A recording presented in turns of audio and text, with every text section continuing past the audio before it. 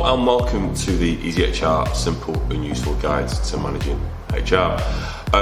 We had a conversation with someone recently and they flagged the fact that they may have some employees who have OnlyFans accounts. And OnlyFans is a really interesting subject at this moment in time. Some people have become content creators, and obviously some of that has been of an explicit nature. Now, their question back to me was kind of, what do I do in this situation? Now, as ever in these situations, it doesn't feel like there's a particularly straight answer. The initial point on this would be actually, do you have a secondary employment clause within your employment contract where people need to disclose if they've got if they're doing secondary work, and that's freelance work. And I'd say that OnlyFans falls into that. If you have got that clause, I would be sitting down with that person to have a conversation to say what's happening, what's going on, and understand more detail before you actually take any action as a consequence of that. So definitely have that initial conversation with them in that first instance.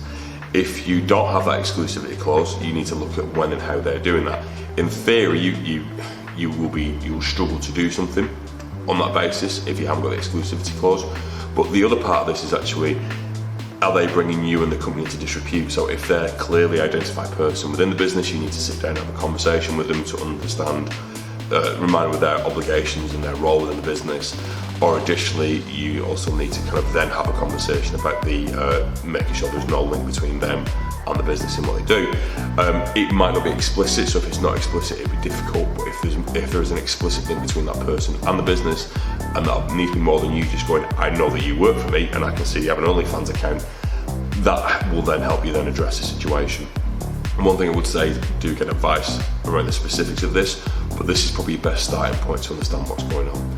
If you need any help on this or any other HR subject, please just drop us a line at info@ezhr.uk, or we'll find you in the comment section below. All the best, take care, bye.